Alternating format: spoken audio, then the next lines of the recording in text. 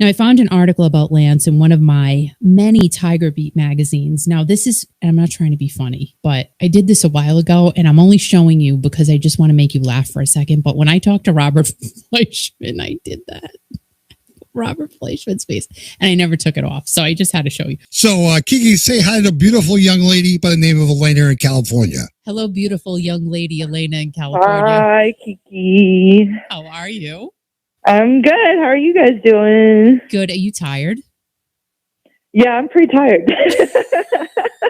I got home at like midnight last night. I mean, it didn't go too late, and then but I was up at 5 a.m. because of my dogs. So. Oh, how are the doggies doing? They're doing good. Yay. They're playing right now. Aww. Tug of war. They're both like over a year old now, so they're still puppies. Oh, But they're fun. Yeah. nice. So, and also everybody, Alaina got engaged. So everybody say congratulations to Alaina, who is now almost Mrs. Alaina, which is pretty cool. Any wedding plans in the future? Like, what do you? We're eloping at the Madonna Inn in San Luis Obispo. Nice. Do you know that hotel? If you haven't been, you should go. It's been there, I think, since the 50s or so, and each room in the hotel is decorated completely differently. They have like a rock cave room where all the walls are like rock, and there's a rock waterfall, and they have like a jungle room and a cowboy room, and it's really over the top and crazy colorful and stuff. So. You're eloping, you said? That's awesome. Yes, we're eloping. So what's the date that you're eloping? October 23rd. It's a Monday. Okay, we'll check into that motel. It's gotta be great. Yeah. What are all those people making the noise up there? We'll have to go in the rock room so we don't hear anything. Oh my God. Oh my God. Yeah, you should. I mean, our reception's going to be in like the steakhouse, so we're going to just share the dance floor with the public. So whoever wants to be there, come on over. That's awesome. Oh my God. Yeah, it's going to be fun. So you were with our friend, Mr. Lou Gramm, last night as he was inducted into the Metal Hall of Fame. All right, just from beginning to end, tell us all about it. It was an awesome night. It was so much fun. Yeah, again, it was hosted. It's the 6th annual Metal Hall of Fame, Ala.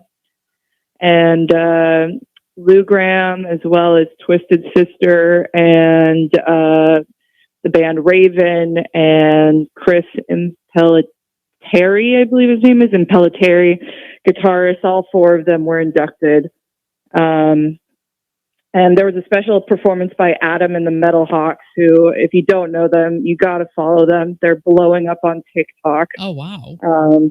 They've gotten like millions and millions of views. Their lead singer, Adam, he's awesome. So I showed up at like 4 in the afternoon, met with Lou at the hotel, and Adam and the Metal Hawks were in the lobby of the hotel, and I had a little fangirl moment. I was like, oh my God, I'm a huge fan of you guys.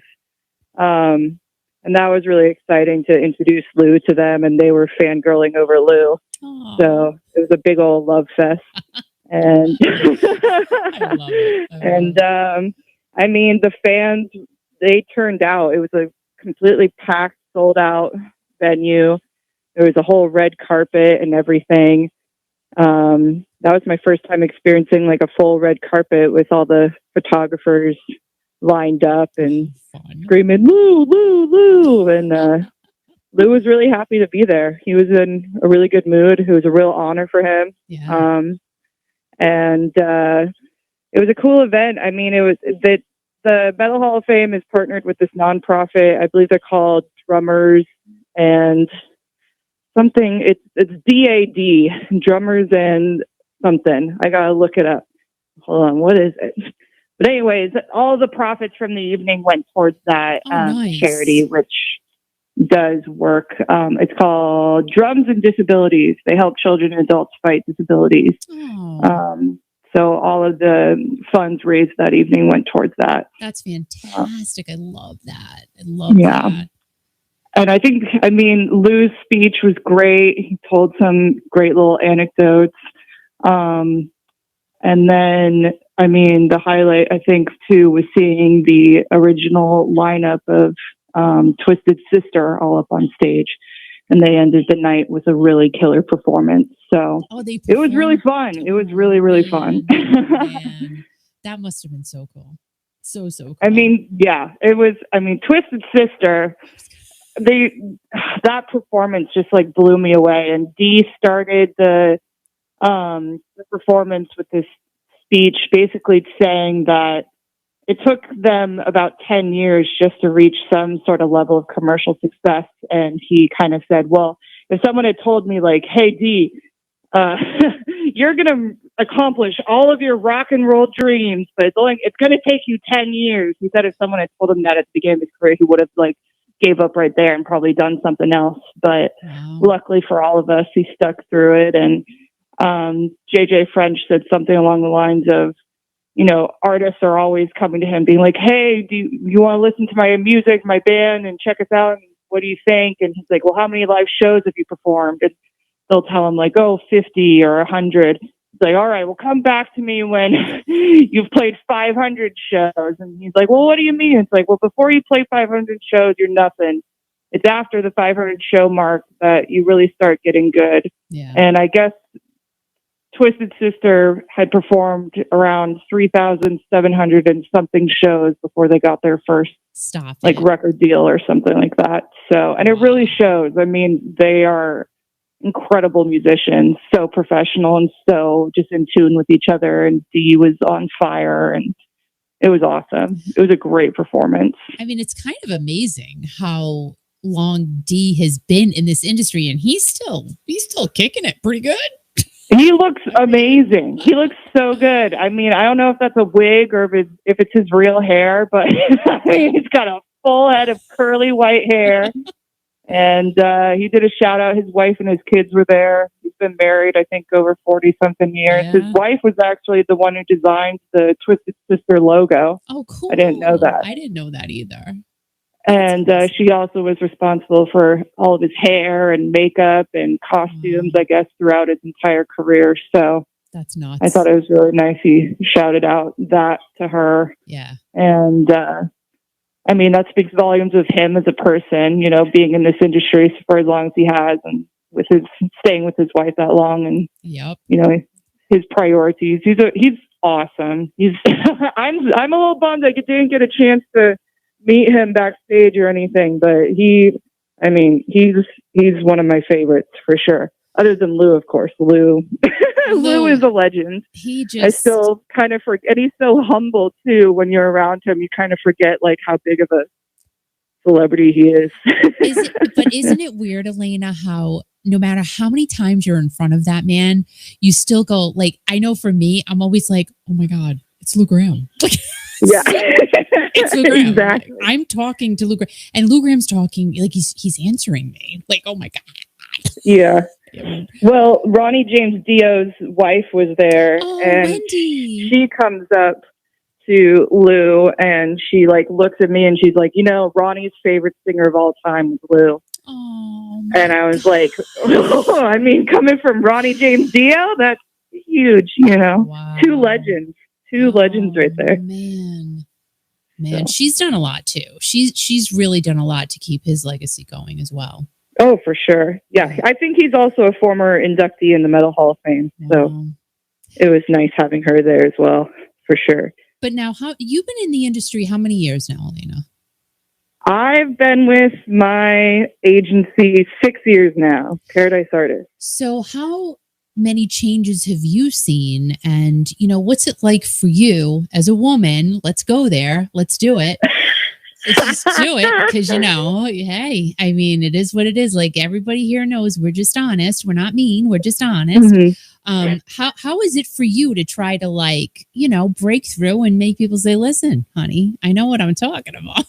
I mean, it's definitely challenging. I mean, there's a definite gender division, and I feel like I face a lot more criticism and harshness being a woman in the industry, but I'm also very fortunate to have a lot of female role models within the industry that have really helped coach me in my career. I mean, Linda, the manager of Foghat, she's She loves you so much. a prominent person in my life. I mean, I love her to death, and she's really helped coach me through navigating this industry as a woman and being I'm trying so hard not to use curse words that I'm stumbling over, but she's a total BA, if you know what I mean. She's awesome. She is. But yeah, and there's been a ton of changes. I mean, man, look at the time that I jumped into this industry and us going through COVID and all that we've had to deal with. It's been a definite roller coaster for sure. But you've stuck it through and you're still here, which is, exactly. That says a lot right there. I mean, the artists still want to go. I mean, it's some of the artists that we work with. I mean, Gary Puckett, he's 80 years old, and if he could, he would perform every single day, 2 shows a day, like that's what they love to do. And they love to make their audiences smile and perform. And, that's their drug. That's what they're addicted to, is performing. That's right. So... Now, and you do work with a lot of the artists that we know and love and grew up with, but are you also, starting to work with any artists that we don't know, like newer artists or maybe artists from a different era?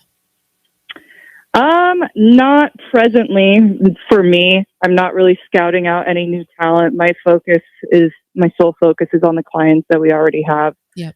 But I'm always open to it for sure. And I'm always scoping out new artists through, I mean, now it's totally different how you stumble upon these artists. It's through like social media and TikToks and Instagram and YouTube videos, like Adam and the Metal Hawks that we saw last night. I mean, they blew up just through doing like covers of other people's songs on TikTok. And the lead singer, Adam, his voice is very similar to Jack Black's, and they do like spot on Tenacious D covers. And I mean, Jack Black even like duetted them on TikTok and just exploded their views into like the millions range. Wow. And artists like that just make me really excited about at least rock in the future, because that's the future of classic rock right there. So how about people like that? What are your thoughts about Miley Cyrus dipping her toe into all of these classic rock songs and sounding just like Stevie Nicks? I mean, it's a shame because I feel like her pop career kind of like deters from the fact that she's a very talented singer. Yeah, she is. I think she's great. I mean, her cover of Jolene by Dolly Parton, nice. I love that cover that she did. And I think she's a really talented vocalist. And I love her. Yeah, I mean, the fans love her. She's huge. Yeah. So it's just, I just find it interesting how, everybody kind of leans back on the classic rock genre, because she does it and she kills it. I just love that. I love that it's still the go-to for so many singers. Well, there would be anything else without classic rock. And Dee Snider even touched on that in his speech of, now I'm spacing on the artists that he mentioned, but so many artists have come out and said, like, I would have never pursued a music career if I wasn't inspired by Twisted Sister's whole mentality of like F the system and and all of that. It's true though. It's true. And it from all genres, not just rock. I mean, there's like famous rappers and pop artists and even country artists who credit Twisted Sister with, influencing their career, which I think is crazy. Isn't that funny? Like now Dolly Parton doing the rock album, which when she was first, it was announced that she was going to be inducted into Rock and Roll Hall of Fame. She's like, no, I can't do it. I can't do it. But then it ended up, she did it and she accepted it.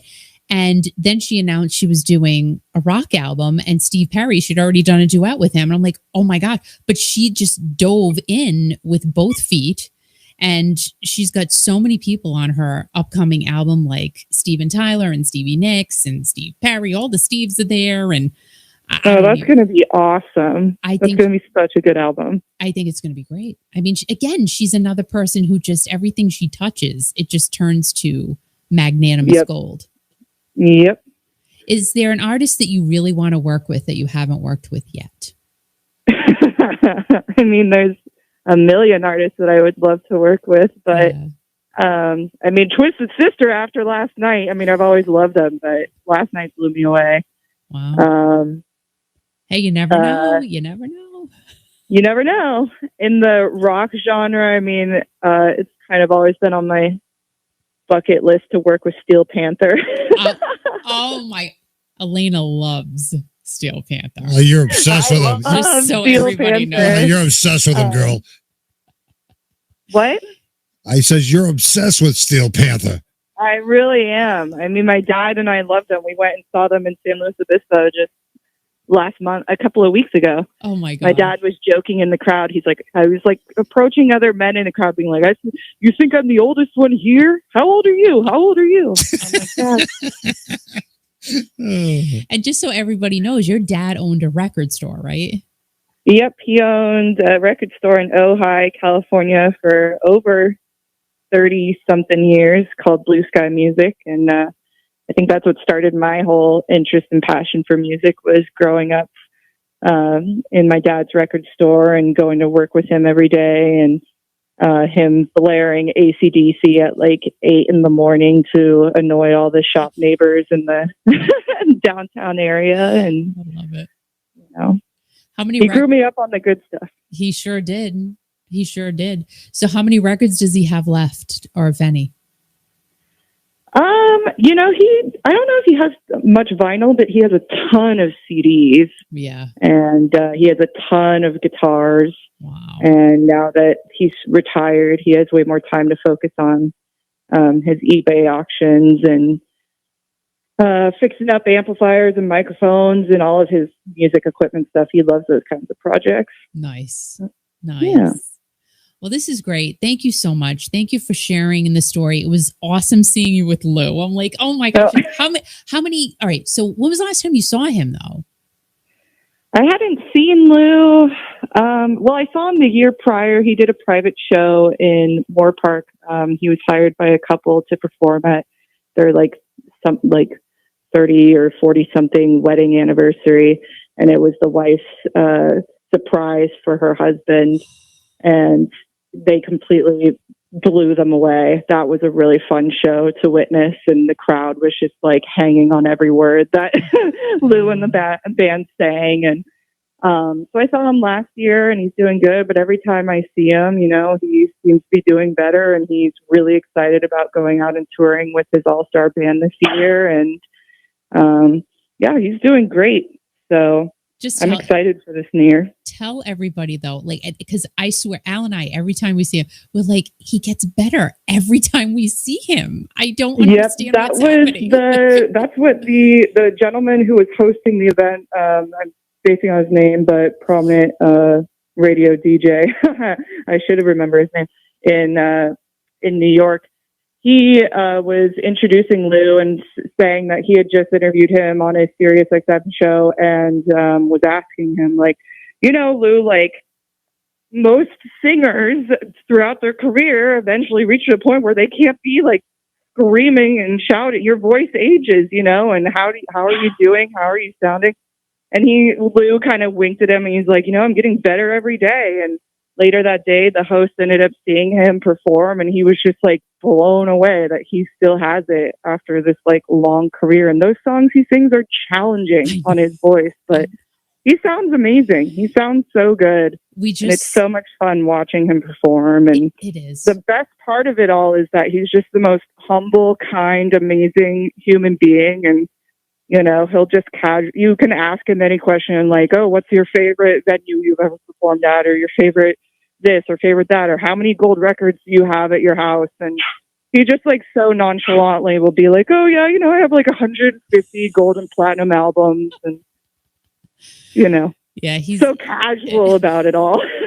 He is though, because he's just grounded. And you know, we saw him, we're fortunate enough to see him in December, and there were thousands of people at Mohegan Sun. And when I tell you, Alaina, to just be there where people are screaming, Lou, Lou, Lou. And yeah, just, you know, every song he was singing, like you just said, they were hanging on every word he said and sang. And people just adore Lou Gramm, adore him. Yeah, they really do. They really do, and they should. I mean, he's such a legend. And Foreigner's music, it transcends generations, like it's timeless. And, sometimes I'll mention to my friends, yeah, I work with Lou Gramm, and they'll say, who? And I'm like, oh, he's the lead singer of Foreigner. Like, oh my God, They may not know him by name, but they absolutely know who Foreigner is, and they're really impressed. So it's a real honor and privilege to work with him, and I really love him as a person and as a musician too. So, and you're which makes my job even better. Well, yeah, and you're a wonderful person, and I wish you absolutely all the best, and I hope that you'll be repping Steel Panther within the next 30 minutes. All right. Hopefully, that's the next thing to check off the list. Yeah, and I hope you guys randomly crash my wedding on October 23rd. I already have it written down. We'll be there. That would be kind of fun. I'm gonna call tomorrow and get a room right next to yours. Yeah. No. Oh my God. Oh my God.